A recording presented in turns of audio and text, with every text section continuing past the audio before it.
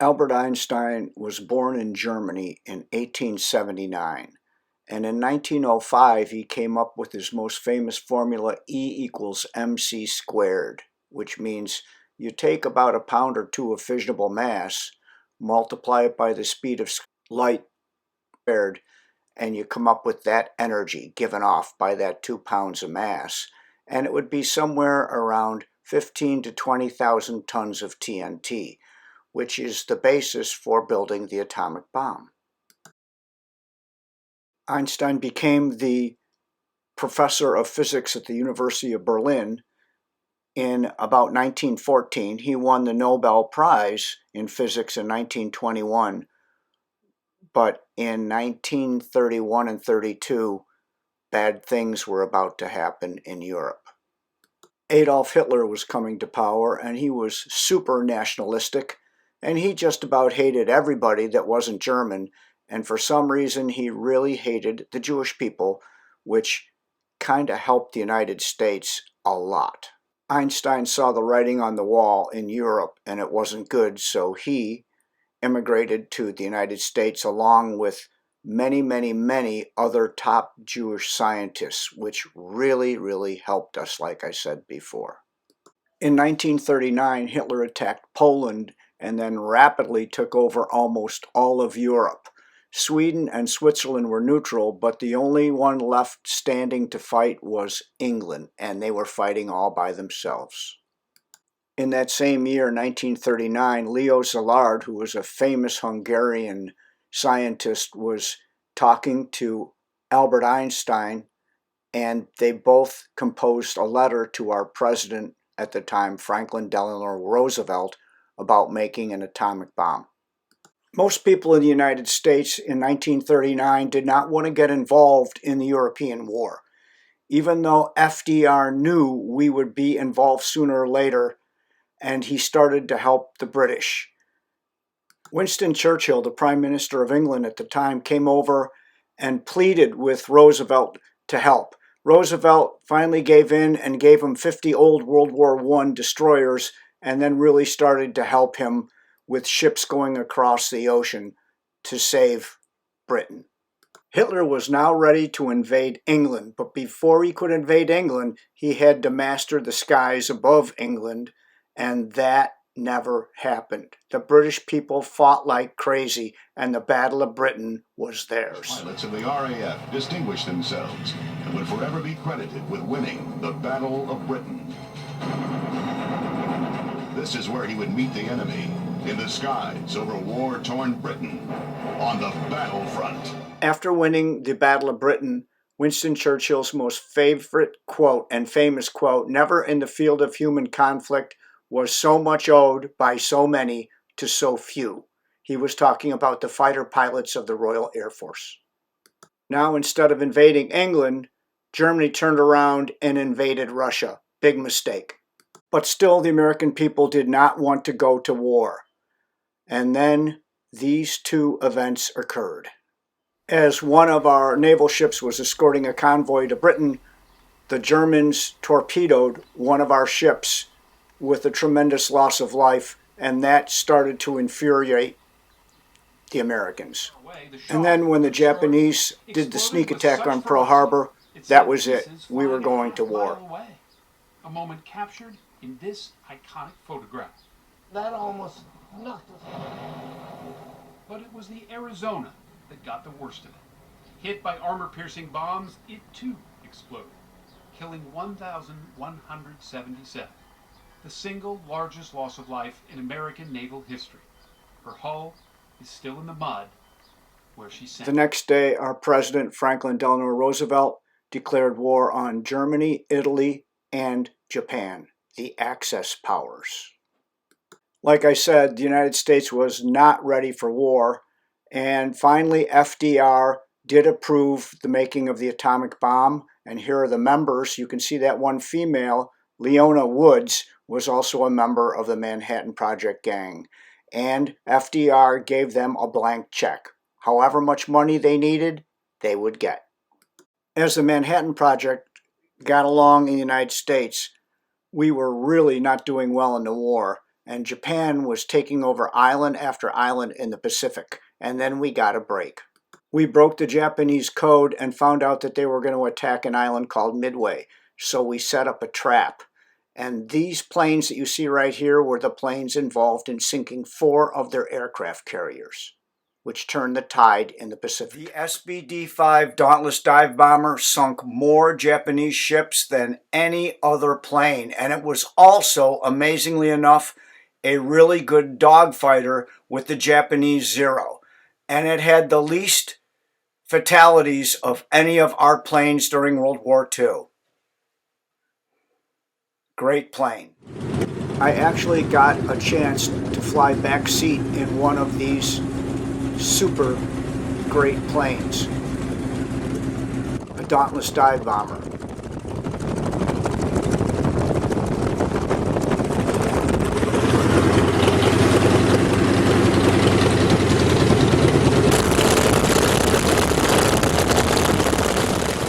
The pilot asked me if I wanted to do a shallow dive bomb, and I said, of course. So that lake down there was a ship, so he pointed it down toward that ship. And we went down and down and down, and when he pulled out, I just about wet my pants. I wasn't expecting all the G-force, and it was so cool I asked him if we could do it again. Getting back to building the atomic bomb in the U.S., there were 4 large sites in the United States that were used to produce the atomic bombs. The first one was this one, Oak Ridge, Tennessee, and what they did is they had to separate uranium-238, which was not fissionable, and uranium-235. Remember, in a nuclear reactor, they only needed 3% uranium-235 to make it go, but in an atomic bomb, they needed about 90% of uranium-235, which was called enriched uranium. So they had to separate this, and that took an awful lot of time and money. Another brand new city that was doing something different, they were bombarding uranium-238, and that wasn't fissionable, but eventually uranium-238 turned into plutonium-239. That was fissionable. So that city was making plutonium. And in Chicago, underneath Wrigley Field, they were building a real nuclear reactor. When they finally came up with the bomb, they were to test it in the desert of New Mexico called Los Alamos. And here are the sites, basically 4 sites: Oak Ridge, New Mexico, and Hanford, Washington, and Chicago. So in order to separate uranium-238 from uranium-235, you need a whole bunch of gigantic electromagnets. And electromagnets need a lot of copper wire. Well, there wasn't a lot of copper wire around because of the war effort. So they asked for silver. Well, guess what? They had to use 13,000 tons of silver to make the wire for these electromagnets. Pretty amazing. So now the story about Niels Bohr. Remember Niels? He's the one that did the planetary model of the atom. Well, he was living in Denmark, and when the Nazis came to Denmark, he was a wanted man. They wanted to get him. He found out that the Nazis were building an atomic bomb, and they were using something called heavy water. So he had to get out of there, out of Denmark. And as the Gestapo came in front door, he ran out the back, took a boat to Sweden. Now, when he was in Sweden, he had to get out of Sweden to try to get to England. So the only way the British could get him out of Sweden is fly to Sweden with this crazy fast British airplane called a Mosquito. It was made of wood. It had 2 passengers, a pilot and a co-pilot, in a big Bombay. Well, Bohr would have to lay in the Bombay. So he had a helmet that had a microphone and an oxygen mask in it. Well, he didn't put the helmet on, and as the Mosquito started flying, the pilot couldn't contact Bohr. So he thought Bohr may have been cold and anoxic, so he flew at wave level all the way to England. And when they opened up the Bombay doors in England, he fell out. He was partially frozen and unconscious, but he did survive, and he did tell the British and Americans about the heavy water and the race for the atomic bomb that the Nazis were trying to make. Well, the United States and Britain knew about heavy water because the Nazis were making heavy water for the atomic bomb in Norway. So the British sent a bunch of people there to try to blow it up, but they got caught and they were killed. They tried to bomb it, and that didn't work. So finally, the Germans got the idea that they were going to wipe out the heavy water, so they put all the heavy water on a ferry, but the Norwegian resistance blew the ferry up, and that was basically the end of the Nazis trying to get an atomic bomb. Now, on the other side of the world, our U.S. Marines just won the very first land battle for the United States in World War II, and it was at a place called Guadalcanal in the Solomon Islands. And we had a chance to go there, and here we are right now. And that place, there was an airfield that we had to take, and outnumbered Marines fought and fought and fought and stopped the Japanese for the very first time in the war. In fact, the Marines fought so fiercely, the Japanese told their soldiers that in order to be a United States Marine, you had to kill your mother. Yeah, right. So here's a picture my wife took on something called Bloody Ridge, where we stopped the Japanese. The barbed wire is still there, and a lot of the materials for war is still on this island. My wife and I had the pleasure of diving on some wrecks. This is a Japanese destroyer, and we penetrated the inside, and here we are in the engine room. Very cool. It was a wonderful experience, a little frightening, but wonderful. It's 1944, and things are moving along fairly quickly in making the two atomic bombs. And this is Robert Oppenheimer, and he is considered the father of the atomic bomb. And we have two types of atomic bombs, both fission bombs, but one has uranium-235 in it, and the other one has plutonium-239 in it. The bomb with uranium-235 in it is called Little Boy, and the bomb with plutonium-239 is called Fat Man. June 6, 1944 was the invasion of Normandy, the invasion of Fortress Europe. And Elmira had a role to play in this invasion. This is a Waco CG-4A glider. This is the type of glider that was used in Mission Elmira. But before we go into Mission Elmira, let me talk to you a little bit about what they were resupplying. In the early morning hours of June 6, 1944, 826 transport planes hauled 13,000 paratroopers, American paratroopers, Screaming Eagles and the 82nd Airborne, into the Normandy area. The guys, this is a gliderman outfit I have on right now. It only weighs about 60 pounds of equipment. The paratroopers, they had somewhere between 100 and 200 pounds of equipment. They couldn't even get in the plane by themselves. They had to have some help getting in the planes. As the planes flew, as the 826 planes flew into Normandy, there was a big cloud cover, and also the German anti-aircraft was fierce, so the pilots were flying all over the place. They dropped the men all over. The problem was the pilots were a little bit frightened, and they revved up the engines, so when the paratroopers jumped out, the prop blast that hit them ripped most of their equipment right off. And some landed in trees, and the unfortunate ones landed in the flooded fields that the Germans made. And they drowned because they had so much equipment on them. Now, what's going on is this. There was 176 gliders.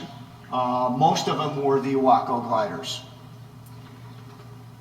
It was about 10 o'clock at night. It was still daylight when they came in. And they came in over the fields that the Germans held. So they were getting shot at. They were going about 100 miles an hour or 120 miles an hour. And they were low and slow, and they were getting clobbered. As you can see, the sides are fabric. So even a pellet gun could go through these things, let alone anti-aircraft shells. This front of the whole glider lifts up, and you can put a Jeep or you can put an anti-tank gun in there, or it can hold 8 soldiers, dressed like I am. So they came down, and the Germans also planted poles in the middle of all the fields. So when the gliders came down, and if they hit the poles, they were annihilated. Also, there were hedgerows that we didn't know. And so, in fact, the general that was in one of these gliders, they hit a hedgerow going 80 miles an hour, and he broke his neck. He was killed. So this is pretty amazing that this is called Mission Elmira, because the other missions before them were Mission Boston, Mission Chicago, Mission Detroit, and then there's Mission Elmira. That's why we're here at Harris Hill. I was fortunate enough to be invited to Normandy for the D-Day celebrations, and also to look at the fields that the gliders landed in from Mission Elmira. So this behind me is one of the fields that the gliders from Mission Elmira landed in, and I'm close to Dead Man's Corner, which is called Saint-Marie du Combe. So over here, right over here, over there is where some of the gliders landed. So here is a real picture of the gliders in Mission Elmira landing in the fields in Normandy. This was taken June 6th between 9 and 10 p.m. at night. So now back to making the atomic bomb. We're in Los Alamos, New Mexico. Here is the tower that holds the atomic bomb for the atomic bomb test. So on July 16th at 5:30 in the morning, the atomic bomb was detonated. It released about 19,000 tons worth of TNT, obliterated everything in its path, and the column of smoke went up 7 miles. Here is the crater it left after it exploded. Now, the next thing you're going to see is where the tower that held the atomic bomb stood. There is nothing left. These two men, Oppenheimer and General Groves, now they know it worked, so now they're going to ship the bombs over to use on Japan, because the European war was just about over with Hitler. The plane chosen to drop the bomb was called a B-29 Stratofortress. It was a brand new plane, the only pressurized plane in World War II. And I had an actual chance to ride in a B-29. And here is what it was like. So my seat in the B-29 was the navigator's seat. And this is called Fifi. This is a B-29. Here is what it looked like. The pilot is on the left, the co-pilot is on the right. The woman sitting there is where the bombardier would sit. It's like a bird cage, but you don't have to wear heavy clothes because it's pressurized. So this was my ride in the B-29. There is the flight engineer.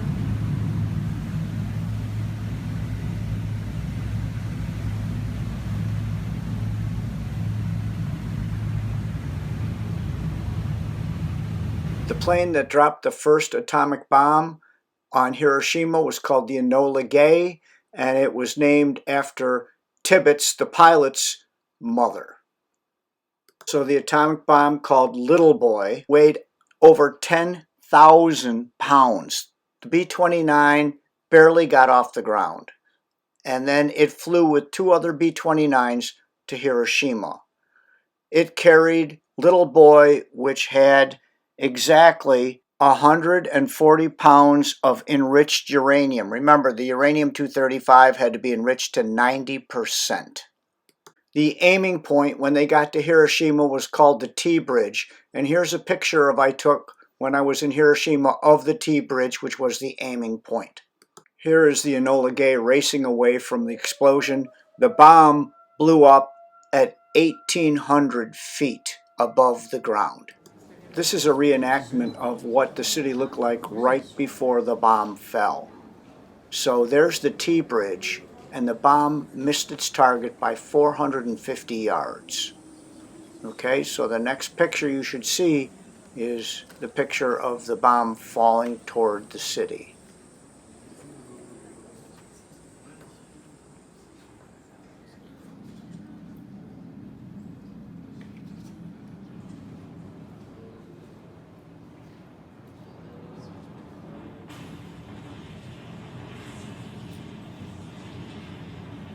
The date was August 6th, 1945.